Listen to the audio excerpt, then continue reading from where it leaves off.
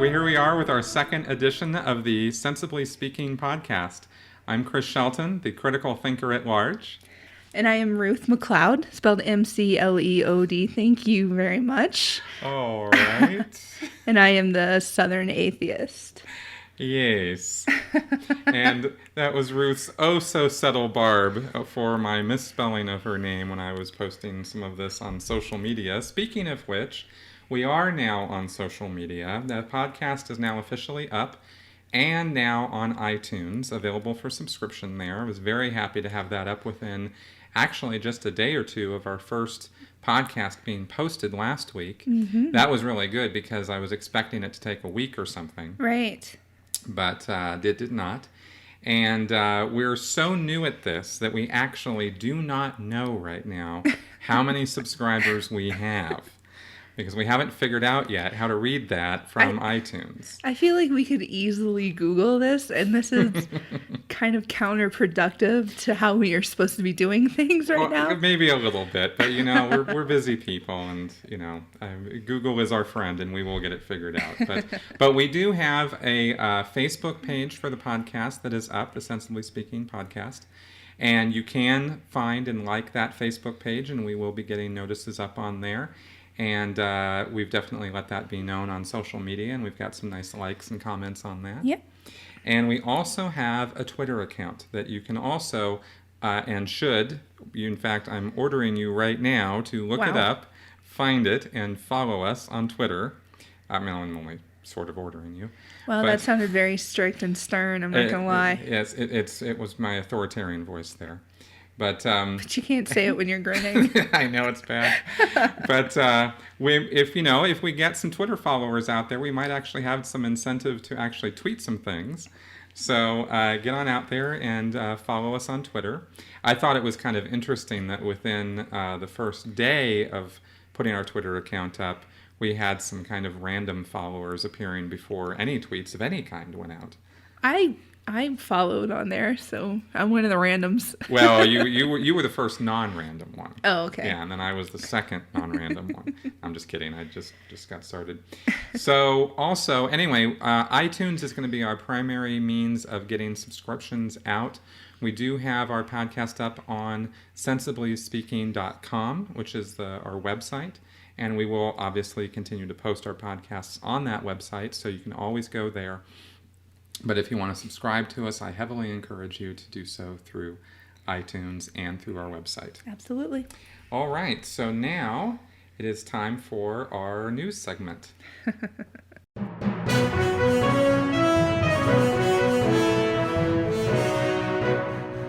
Okay, so in the news this week, we had some pretty interesting things happening, actually, just in the last day or so.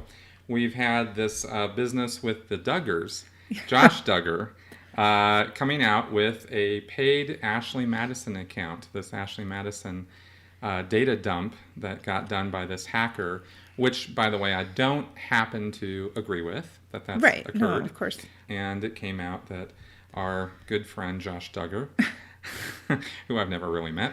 Good friend. Yeah, okay. Not really. But he has come out as having had 2 Ashley Madison accounts for a period of a couple of years, and paid nearly $1,000 for the privilege of having those. And he had 2 accounts because one was in Arkansas and one was in Maryland after he moved, I believe. Correct me if I am wrong, but that is what I recall reading.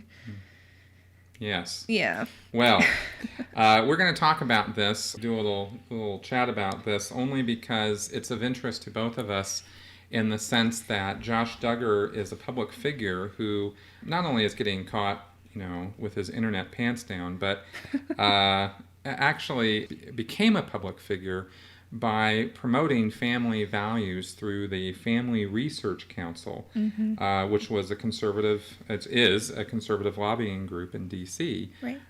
Which, quote, to champion marriage and family as the foundation of civilization, the seedbed of virtue, and the wellspring of society.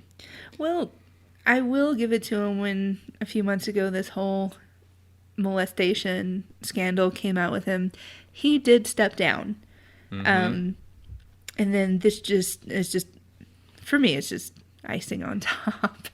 It is, and it's this isn't like he had this Ashley Madison account yesterday. Right. Apparently, when this whole thing happened in May of this year, and he did resign, he also cut off his Ashley Madison account. Right. Fair enough. Fair. And now it's coming out because of the data dump. And I'm not going to sit here and pronounce judgment on him as, he owed us all a full public disclosure of every single bad thing he ever did. Right. But the reason this is newsworthy or talkable right now is because, again, highlights the hypocrisy of the position that he was in, and that many other religious public figures who have taken it upon themselves to dictate what I or you or anybody else should be doing with their life, right, we now find that they are not following their own talk. Right. They're not walking the walk, they're talking the talk. Right. And I find that fascinating and full of hypocrisy, and I'm not gleefully delighted about it. In fact, I'm actually pretty disappointed in these people. And I'm glad that you mentioned the word hypocrisy, because when I first heard about the story this morning, I did not want to pass judgment on it. I didn't really want to talk about it a whole lot, just because I wasn't sure whether it was just a guy who happened to have his same name. Mm-hmm. It just wasn't founded yet that this was a real thing. And then he set out his statement. That's right. And I see you're getting to it. I am wrestling through my papers here. I'm doing my... He did mention that he was a big hypocrite, and that's the buzzword for this right now. It's hypocrite. That's right. And we were having this conversation earlier this afternoon. Hypocrite's a big word in the Christian. Yes, it is. And we'll mention that a little bit more here after I read exactly what Josh came out with today. Okay. He said, 12 years ago, as a young teenager, I acted inexcusably, for which I am extremely sorry and deeply regret. I hurt others, including my family and close friends. I confessed this to my parents, who took several steps to help me address the situation. We spoke with the authorities, where I confessed my wrongdoing, and my parents arranged for me and those affected by my actions to receive counseling. I understood that if I continued down this wrong road, that I would end up ruining my life. I sought forgiveness from those I had wronged and asked Christ to forgive me and come into my life. I would do anything to go back to those teen years and take different actions. In my life today, I am so very thankful for God's grace, mercy, and redemption. So Ruth has a little bit more experience with this sort of thing in her childhood than I do. Well, growing up, we were always taught, that we are hypocrites, we are sinners, we're basically dirty, disgusting worms. Like, I've had a preacher say that verbatim at me. We're all dirty, disgusting worms. So we were always taught that we're doing wrong. And the fact that we acknowledge that we're doing wrong and we are seeking God and Christ forgiveness, then we are actively doing something different than all those heathens are doing, because they are just living in their sin. They love it. But the fact that this guy recognizes that he has done wrong, and he admitted it, and that he calls himself a hypocrite, now he can humble himself in the sight of the Lord or whatever. That to me is just setting ourselves up to be better automatically. And when I say we, I do that. I say we, thinking that I'm still in Christianity, that I'm still a part of this, and it's we. I'm still a part of them somehow. I get it. Yeah, I don't have a better way of saying this. It's classic. It's classic Christian. That, they know that's going to be wrong. He knew it was wrong. He knew what he was doing was wrong. He hid it. He didn't talk about it. He immediately cut it off when he realized, oh, okay, stuff is getting bad. I should probably pretend that this isn't happening anymore. And then he got caught.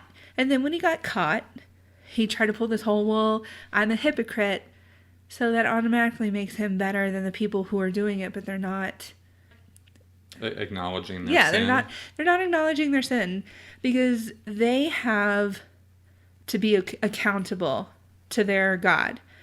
And they think that religious or non-religious people, atheists like me, are not accountable to this God. So we're just wallowing in our sins over here, and we love it. Just rubbing sins all over myself.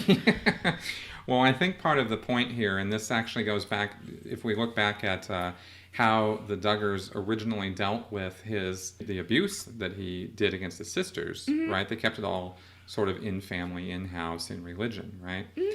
Within their group. And they didn't, I don't know at the time that they went to the authorities. Not for a few years. Right. Right. And I think that separation, or that idea that, I don't know that I would use the word elitism, but certainly a distinction between legal authority, laws of the land, right? You're in a society. You're part of a society. And I think some of these cult groups, or religious groups, like the one the Duggars belong to, consider themselves superior to, of course, the society as a whole. Absolutely. And they're not really answerable or accountable to the society or the laws of society.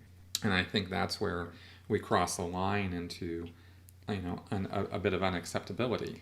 Right. It's not really cool that again gets a little bit, on the list of destructive cult behavior, the us versus them mentality that's set up with that is it puts it high on that list. Right. You would think that anyone else who realizes that their son has molested either their other children, or another outside person, that they would do something real. Right. And I guess that sounds very snarky of me, but I mean, there's a certain degree of judgment that we're passing here. Absolutely. But here's the thing, and this speaks a little bit more to the nature of this group, the Duggars group specifically, right? Where it never even occurred to them that they should go out and get this kid some counseling. Right, because where else would you go than the ultimate authority to them? And the ultimate authority to me would be law of the land. Right. Or family counseling. Yeah. Like any kind of licensed whatever. Child psychologist. I mean, he was 14 at the time, right? Right. But that didn't happen. They dealt with it through prayer and through him going off and doing work with some friendly friend. But then, what was the result of that? He did it again. He goes out on Ashley Madison. He gets married. Has his wife pregnant. And he's out on Ashley Madison actively seeking to find... He has children already. She's just... Okay. They're following the quiverful. So she's going to keep getting pregnant until God decides not to anymore. Right. So, but the point is that if what they did had resulted in him not being a hypocrite anymore, and him not engaging in, behavior that he found offensive, that he found objectionable. Right. If that had actually worked, then I wouldn't really have anything to say.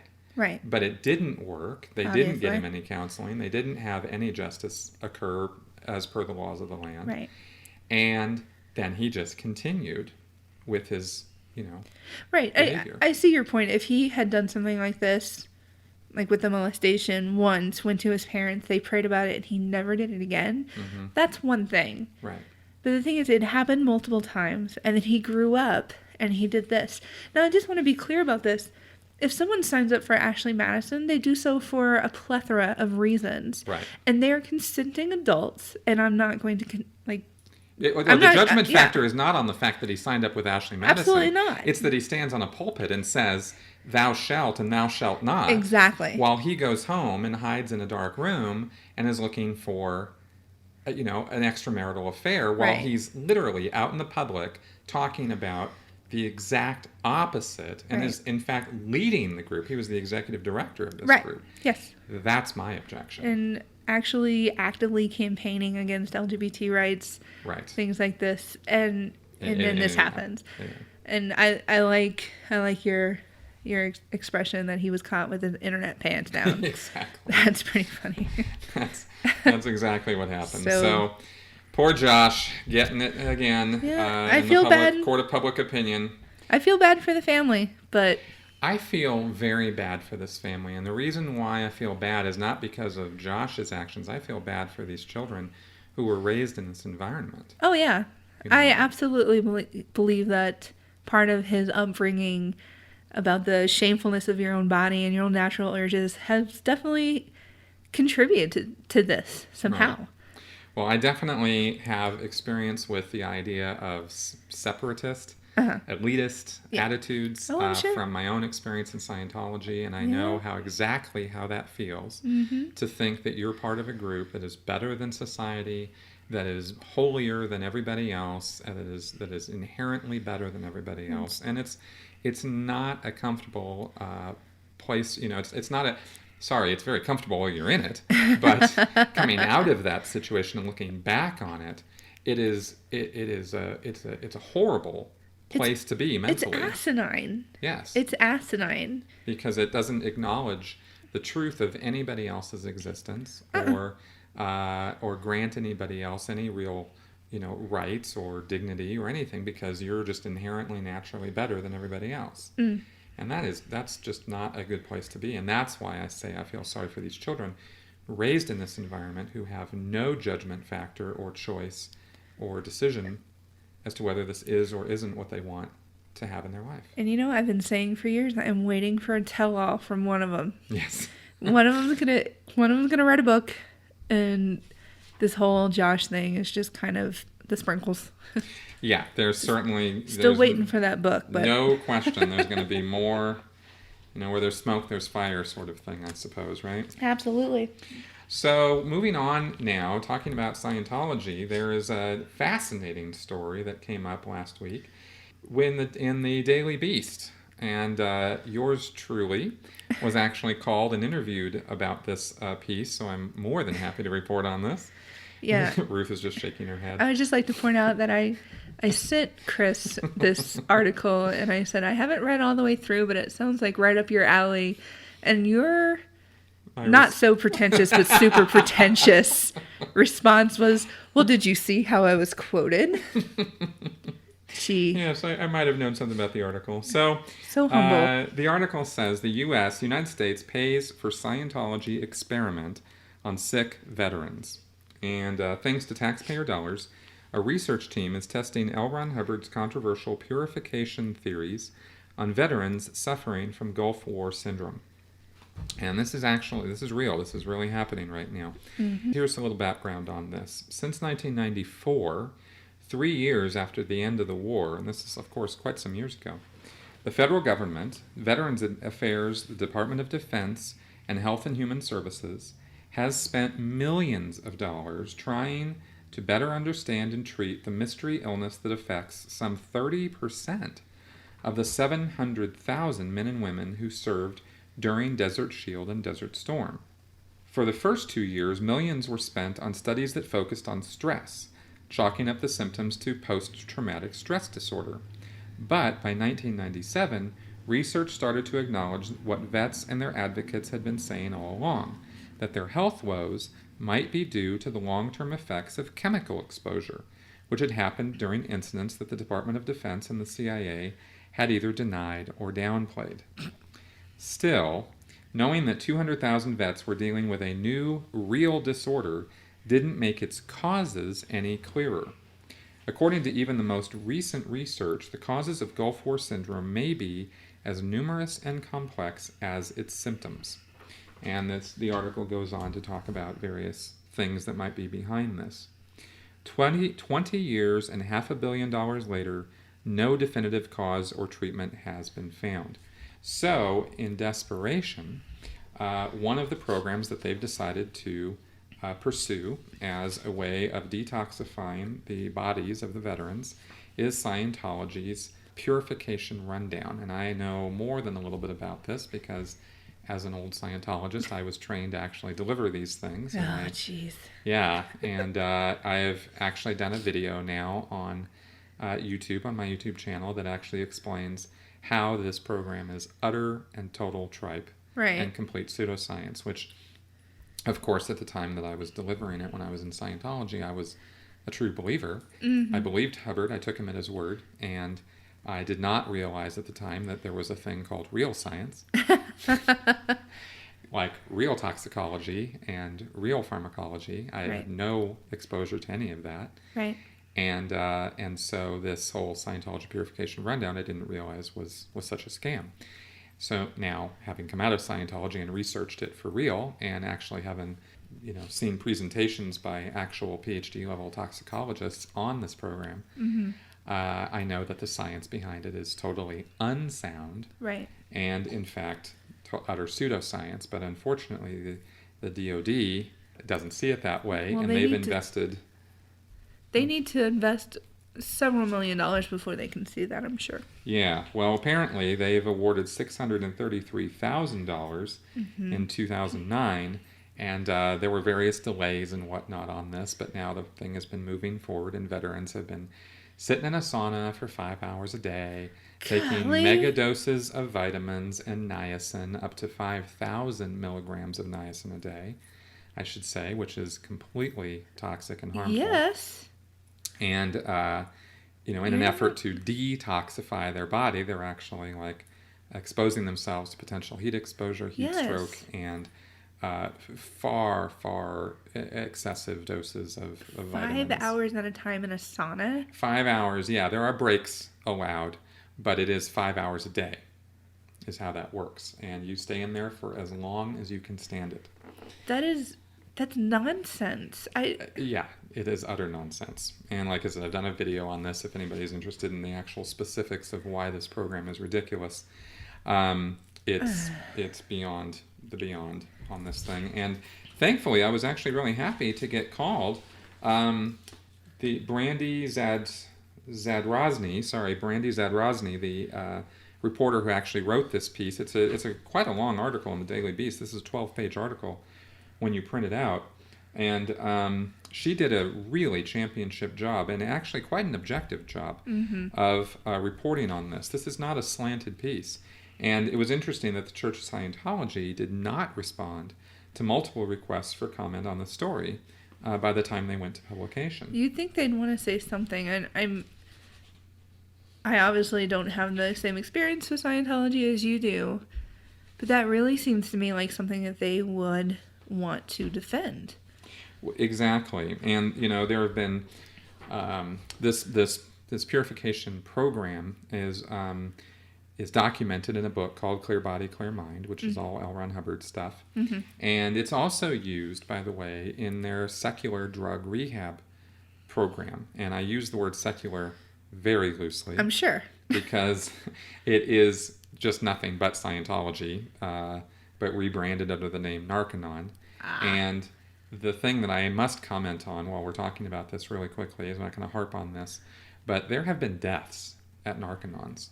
This is documented. I'm not exaggerating. I'm not engaging in hyperbole right now.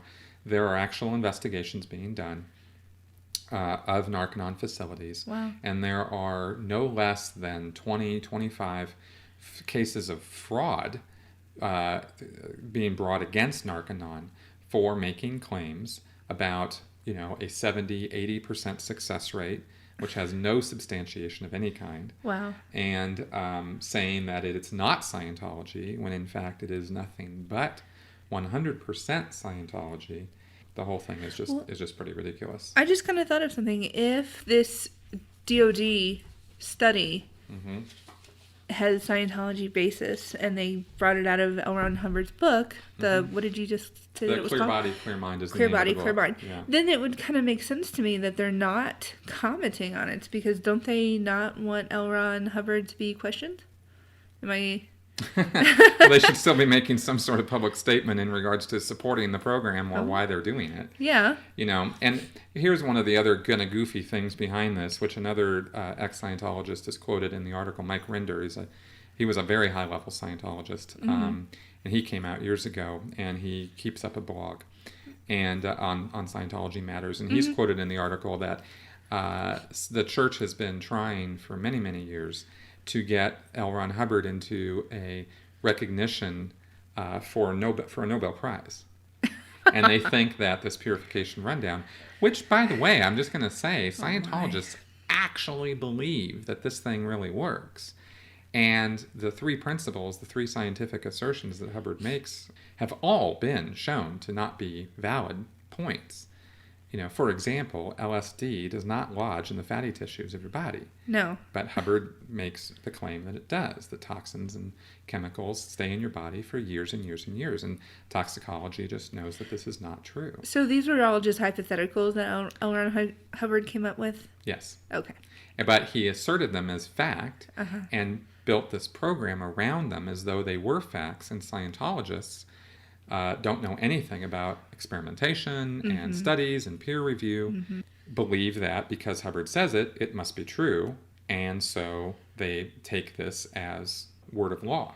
Wow. Right? That this is how things work. Toxicologists, on the other hand, know for a fact that LSD goes through your body within a matter of hours, doesn't lodge in your fatty tissues, and that is not the cause of LSD flashbacks.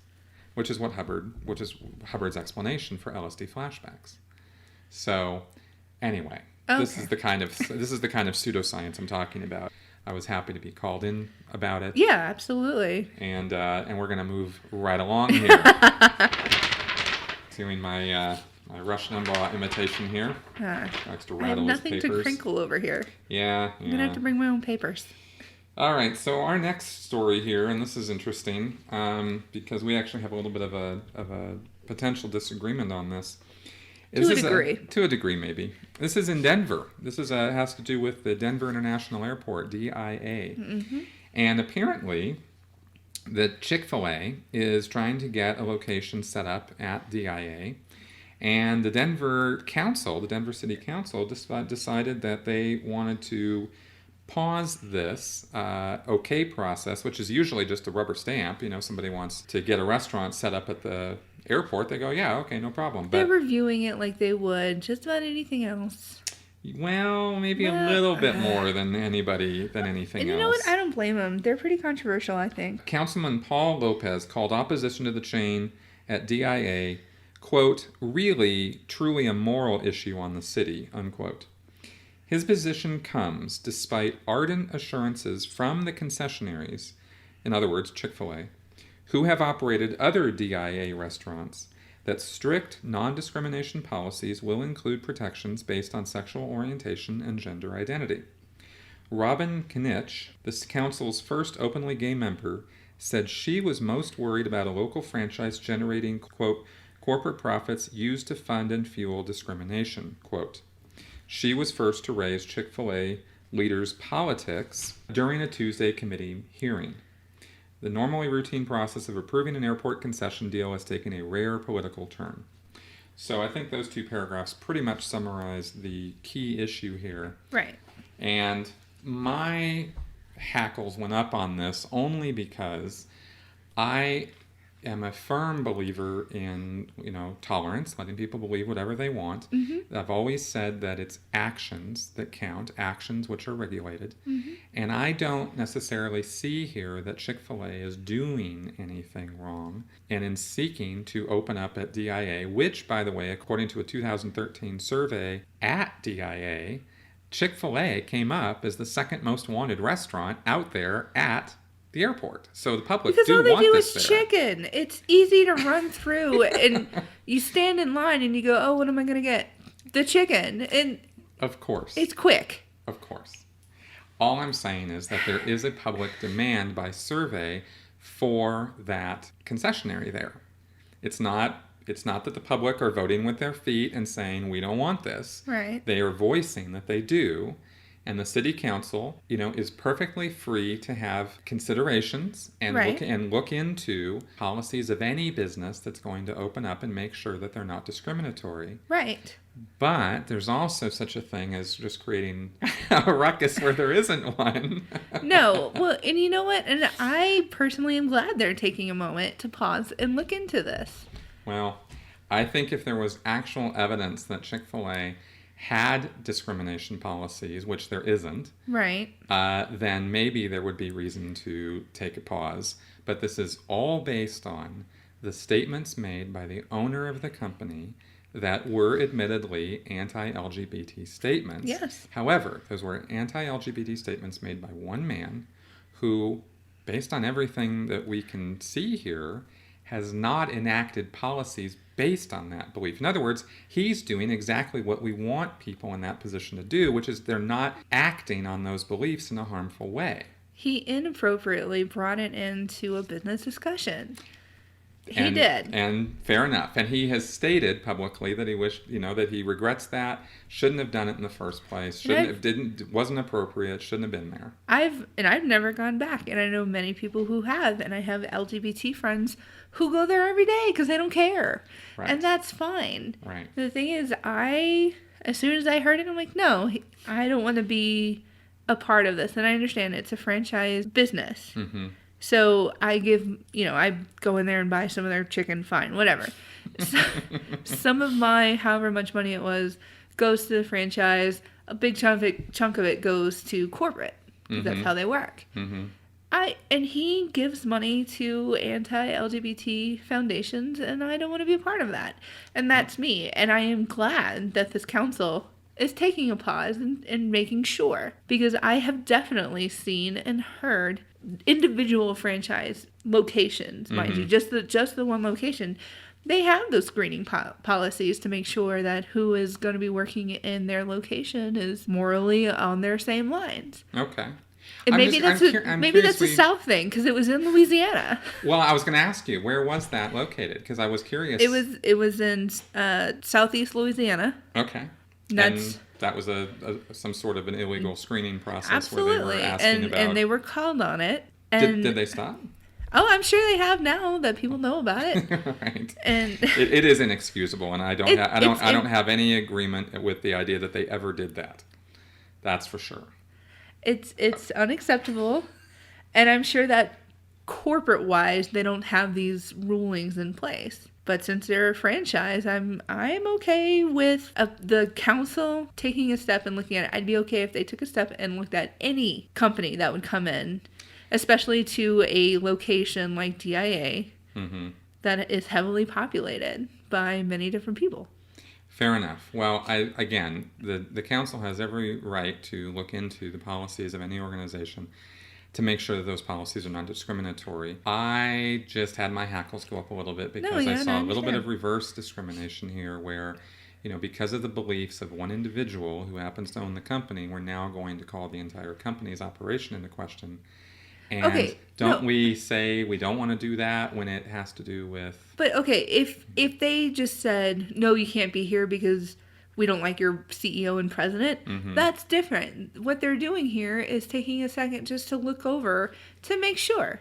Okay. That's it. We were talking about this earlier. There's the local bakery here in Denver that would not make the wedding cake for the gay couple. Oh, right. And I'm on the fence about this one. I told you earlier I'm on the fence about this one. It's a small business. I don't want to tell the small business how to run their shop. Right. But at the same time, you can't allow people to discriminate over something of who they are. Right. So I'm kind of...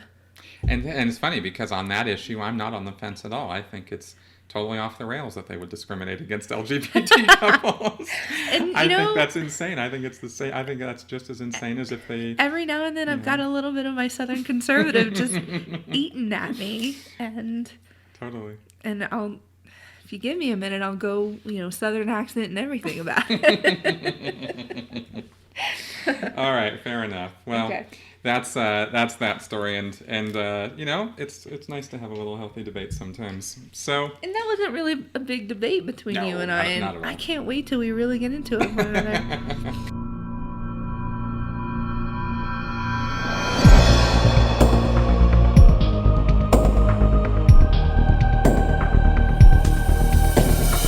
You are listening to the Sensibly Speaking podcast.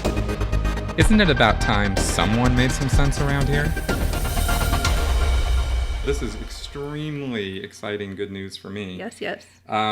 So apparently Warner Brothers is developing a movie around Carl Sagan and his life. Mm-hmm. Now, Carl Sagan happens to be pretty much my number one hero. I love this guy. This guy actually saved my sanity. Yeah, he actually gave me, he was an anchor in a time where I was kind of riding a lot of turbulence having come out of Scientology, Mm-hmm. not knowing what to think, not knowing where to go, Right. and definitely knowing that the one thing I did not want to do was jump from one cult into another. Absolutely. I found Carl Sagan, and this He was guy, your pale blue dot. He was. He was awesome, and he was my candle in the darkness, actually, and which refers, of course, to his book, The Demon Haunted World, right? Science as a candle in the darkness of ignorance. Yes. And that book actually was my first real exposure to critical thinking. Really? Yes, and Wow. it set me on the course where here we sit. So the fact that they're making a movie out of his life and there's a lot of conjecture in this article. There's not really any screenplay or anything like that, No. but it is nice to see that Anne Druyan, his widow and collaborator, is very much a part of this. Oh, yeah, absolutely. So they're producing the film, and Zach Dean, who wrote Deadfall, is writing it. Does it say if it's going to be like a documentary, or is it going to be like the Stephen Hawking movie that came out recently? The conjecture here is that they might take into account some of his scientific theories and scientific explorations, and not just a little biopic on his life as a teacher or whatever. The theory of everything. There That's you go. it. That's it. Yeah. So anyway, this should be very interesting. Definitely something to look forward to. Mm-hmm. And also, interestingly enough, right along the lines of that, I don't have a news story on this in front of me, but Bill Nye's Kickstarter for his documentary is Yes. also well along. I believe Apparently- they've closed it already. I thought, Oh, yeah? Yeah. $895,000? yes. More than any other documentary Yes. that has ever been.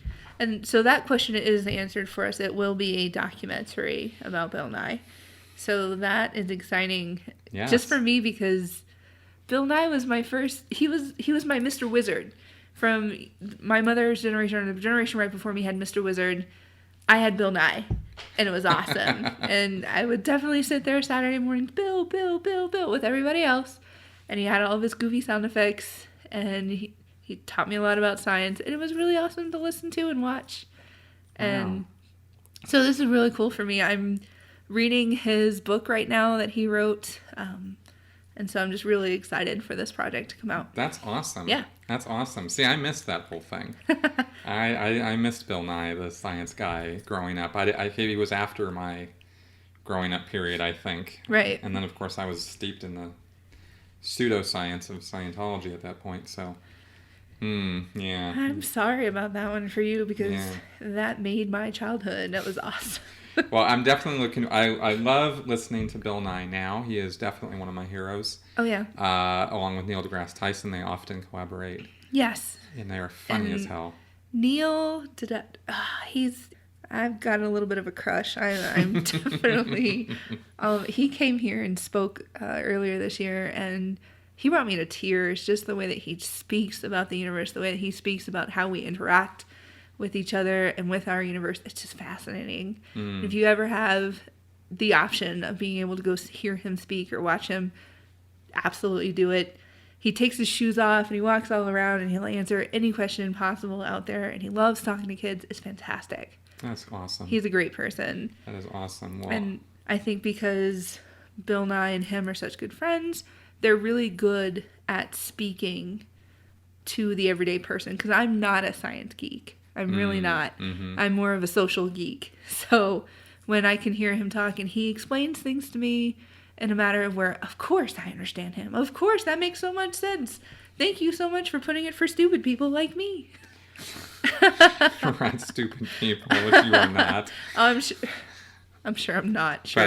But I'm tracking on the science and literacy because I'm in the same boat. Right. I mean, if I don't Google it or look it up in a science textbook or something, I got no degrees. I got nothing. And I love science. I Right. love the scientific method. Oh, yeah, absolutely. I've definitely read tons about that. But I love these guys, and in fact, I fully recognizing that the new Cosmos that Neil deGrasse Tyson did Yeah. was geared very much toward The layman. children, high school age, maybe middle school age people in terms of the level of its explanations. Right. It was right at my speed. I mean, I loved it. It was also very entertaining. Yes. Just in the visually with all the graphics and the animation and all that, it was incredibly easy to watch and listen to and follow along with. That's right. That's the right. key. I can sit there and watch Carl Sagan speak, and every now and then I have to look up a word. Mm-hmm. But when I listen to NDG or NGT or Nye speak, it's I'm right there with him. Right along. Absolutely. Totally, and I agree completely. I couldn't get enough of that cosmos. I was really sorry when it ended. Yeah. So all right, moving on to our next story here, and this has to do with climate change actually, and I thought I wanted to bring up this news story because I think that there might be some potential for climate change deniers to use this story to forward the idea that science maybe doesn't know what they're talking about, or that climate change isn't, everything it's trumped up to be. I can see that potential in this story, even though this story is exactly not those things. But we know that China is the biggest carbon emitter in the world, right? Yes, right. But, and this is the story, scientists may have been overestimating its contribution to global carbon emissions for more than 10 years, says a study published this week in the journal called Nature. In 2013, for example, the researchers calculated China's carbon emissions to be 14% lower than the figures for that year reported by monitoring projects in the US and EU. At the beginning of the project, we thought that the emissions might be higher, quote, than existing estimates. Zhu Liu, an ecologist at Harvard University and lead author of the study, told Nature. We were very surprised. Now, the reason that this caught my eye is because I thought when I read this, or when I first started reading this, I thought, oh, maybe this is good news for climate change, because if they've been overestimating carbon emissions, then perhaps it's not as bad as we think it is, right? That's adorable. Yeah, I know. It's so cute of me. But as the Times points out, the new estimate does not change calculations of the total carbon accumulation in the atmosphere, but it does call into question the amount of emissions that China is responsible for. Mm-hmm. The strong message here is that as we refine our estimates of carbon emissions, we get closer to an accurate picture of what is going on, and we can improve our climate projections and better inform policy on climate change, she said. So I wanted to just go over this because, if I had the wrong idea looking at this headline or looking into the beginning of this article, I know other people could too. Oh, yeah. And there's certainly no shortage of people, myself certainly included from time to time, on Facebook who read just the headline and get their news from that, or take their conclusions and start making suppositions based on that. And so I wanted to highlight that this does not change climate science in any way. We're still in a whole world of trouble here in regards to this. Absolutely. I hate opening that can of worms because I just actually don't even post about it anymore on Facebook. It's about just climate useless. change? Oh yeah, or... I don't even go there. It's useless? It's forget it. Are you really getting... I am swamped with people, climate change deniers who, I don't believe that. And the science is, they just throw every logical fallacy at you in arguing against climate change. Wow. Right? That it's just a belief. It's not fact. Science has been wrong before, and therefore science can't be trusted. Right? See, the studies show that it's not 98% consensus. Those were all lies. This is all just a conspiracy. This is what people post. I'm speechless. I just I don't know what to say to that. I know, it's sort of like my response is more of John Oliver. Look, like questioning climate science is like saying, "Are there hats?" Like this is ridiculous. How are we even having this conversation? My favorite quote is, "Science doesn't care what you believe." Right. I prominently wear on one of my T-shirts. Me actually. too. I love actually. that. That's right. But unfortunately, a lot of people do fail to differentiate between beliefs and facts. Yeah. And they think all facts are just really somebody's belief, and they don't see the world that way, and therefore it isn't that way. Right.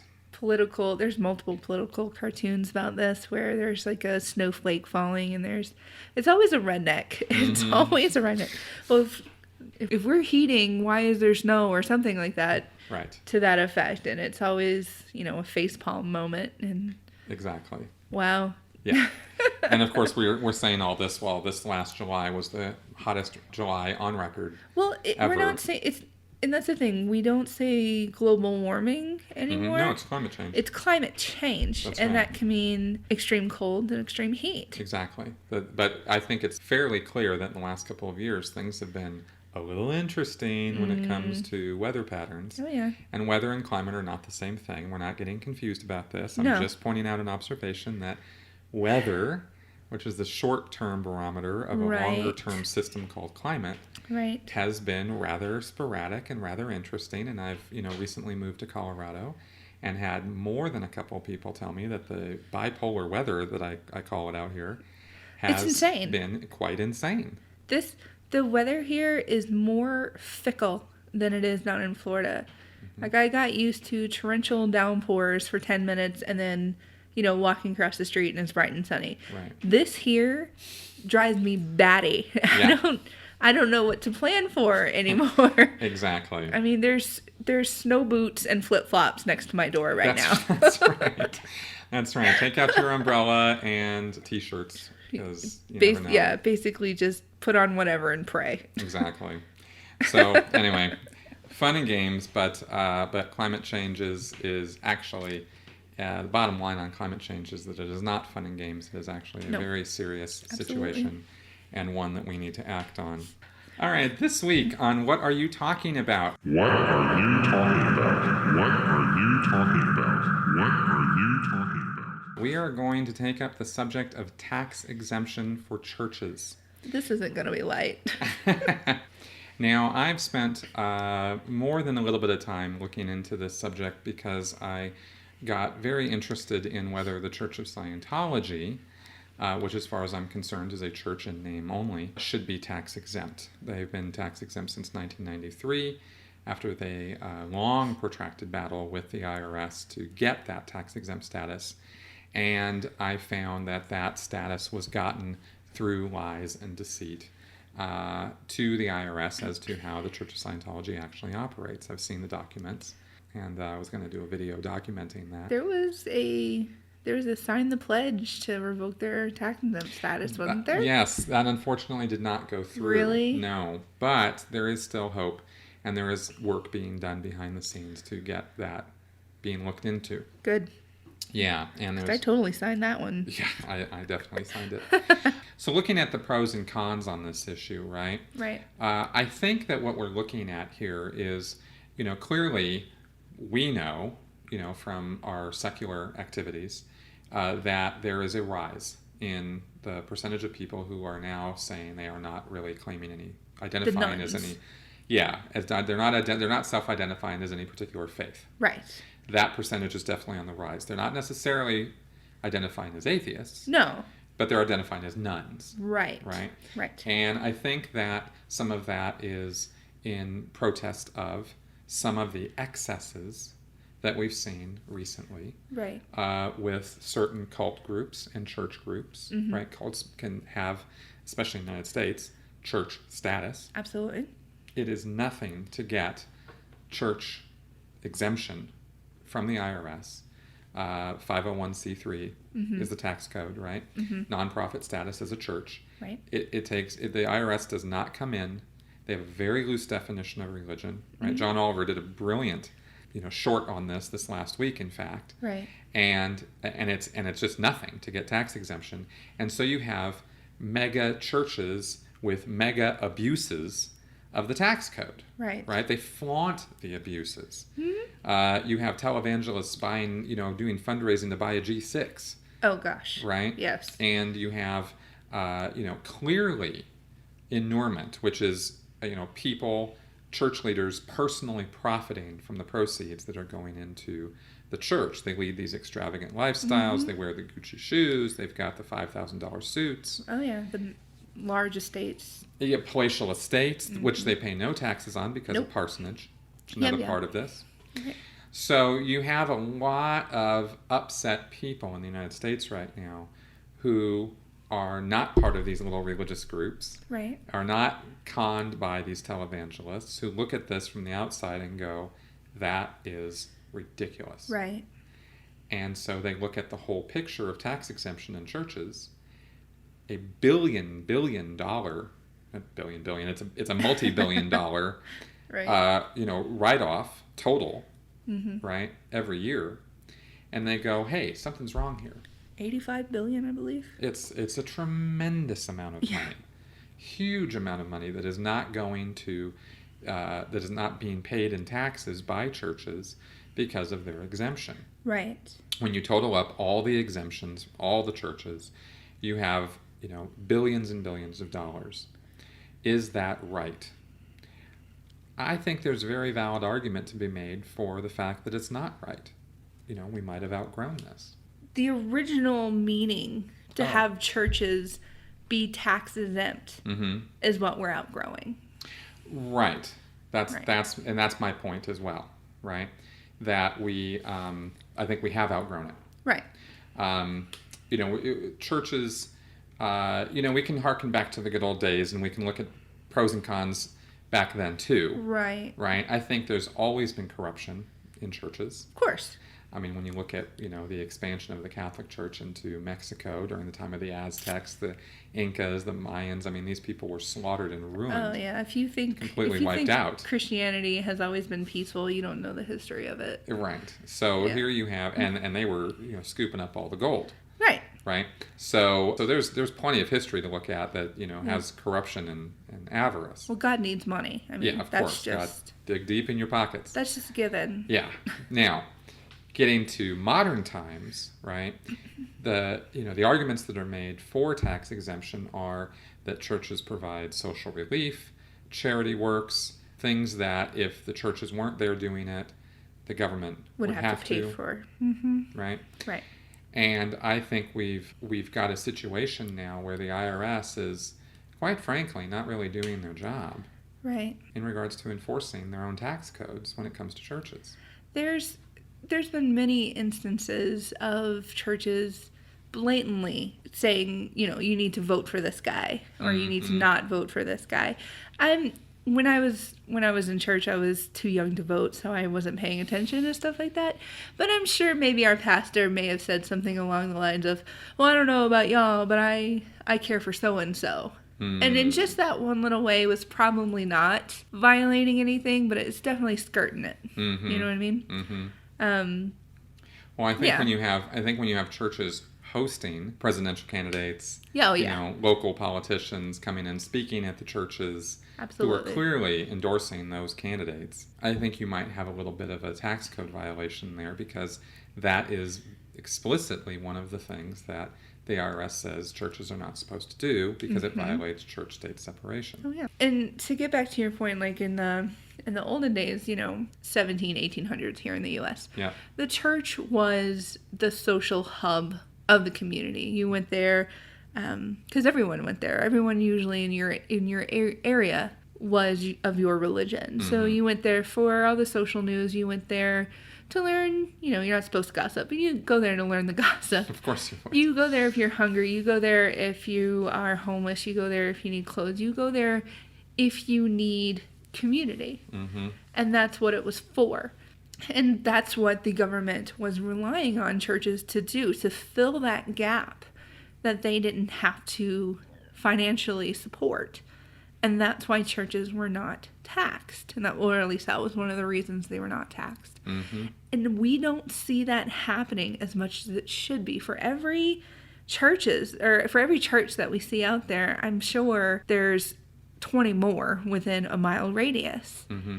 And probably 5 of them, maybe, are actually doing good charity works. The other ones are hoarding money, building a larger facility, becoming a megachurch, supporting their pastors. Right. in the most ridiculous way possible. Well, exactly, and it's those abuses, right? I mean, Right. you have 5,000 dangerous cults out there. Almost all of those are protected, Right. under the First Amendment and Right. under the tax code. Right. Then and the abuses are rampant, and we see this. Right. It's not hard to find this. Absolutely not. So we need to have something done about those groups. Now, does that mean that every church should not be tax exempt? I think it requires a more individual look, right, on a case-by-case basis. And I'm willing to cede that, because my first impulse is, no, screw them all. and I don't know that that's actually, Right. looking at this and talking about this, Right. I don't know that's actually the right call. Because right. that was one of the pros for not taxing churches, was that if you do tax them, you could tax them out of existence, which is definitely goes against our First Amendment. Well, for sure. And I also don't particularly see much being done to take any church out of existence, even the ones that should be Scientology. And I think I Right. know why. I mean, no one likes to see the government snoop into a church. Right. And it's also incredibly costly to have people go into these churches and interview them and look through their stuff. One, nobody wants to see it, and two, costly. That's what I'm going to go with right now. And it's true. It's a huge operation. Mm-hmm. The IRS is not manned up for it. No, absolutely not. We had Hemet Mata last week talking to us, the friendly atheist down here at the Secular Hub. He came into town and spoke to the Secular Hub, and he brought up the point that up until very recently, the position wasn't even filled at the IRS of the guy who was supposed to be reviewing church tax exempt statuses. A guy. Yeah, a guy, right? And here you're talking about singular guy You're looking right. at millions of churches. Okay, sure. And you're talking about the gonna work. IRS here, right? Which is like, And I mean, you got to think, this is the American government. Right. This is our government, supposedly supposed to make sure everything goes correctly to a T. yeah, not so much. Not so much. You want to leave it up to them? You go Yeah. right ahead. Sure. I know but when it comes to these calls, we really have no one else to go to except the true. government. That's true. They're the ones who grant tax exempt status. Right. Their courts decide, whether a particular institution or organization has religious status or not. Mm-hmm. That's how Scientology has gained religious status. Right. So I everything I know about this, I know through the Scientology example. Right. Which has been fitting for everything else. And it's just not a pretty picture. No. And we can sit here and hem and haw and all this about it all day long. Yeah. What do you think that we should be doing about this? Signing petitions? Well, funny you should ask. Actually, there are specific forms, a specific form that can be filled out and sent into the IRS, which actually brings notice to them of abuses of nonprofit status. Really?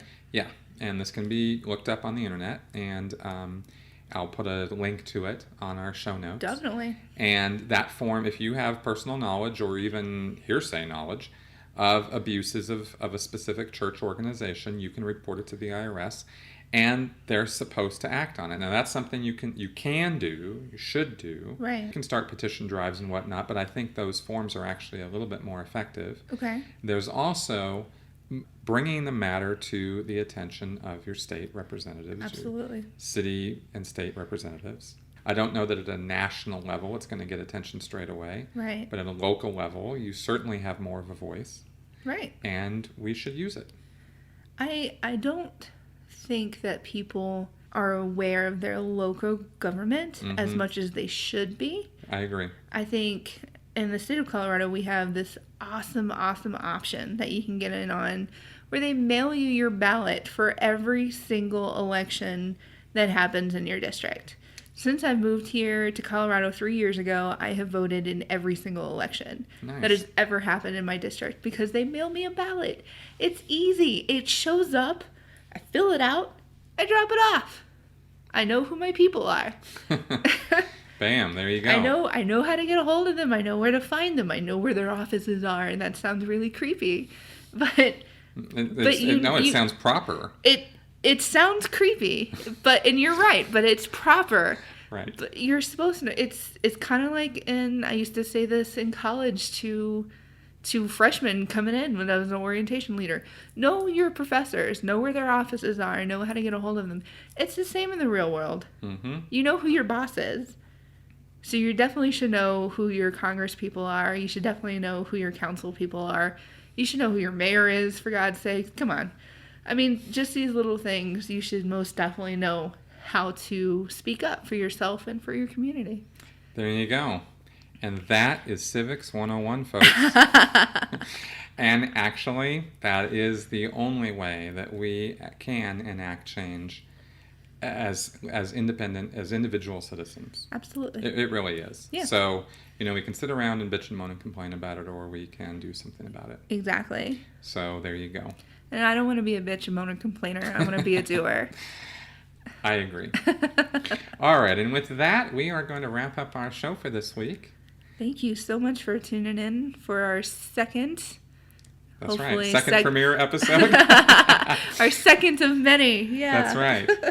We are enjoying the hell out of doing this. Oh, and yeah. I do want to say right now that we really want to hear back from you guys as our listeners as to what you do and don't like about the show. This is a wide open format right now. We literally just got some microphones and just started talking. Yeah. And if there are things you would like to hear us talk about, feel free to let us know. You can email us at chris@sensiblyspeaking.com or ruth@sensiblyspeaking.com. I'm so proud of you. Yes.